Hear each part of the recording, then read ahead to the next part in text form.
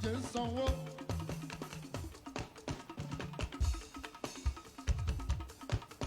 ọmọ mi tíjẹ ti wá ní.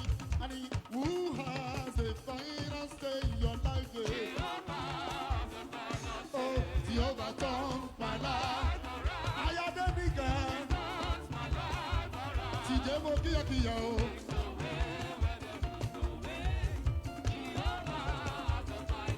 ọmọ oníbẹ̀ òye Jehovah turns your life around. Tíjẹ he turns your life around.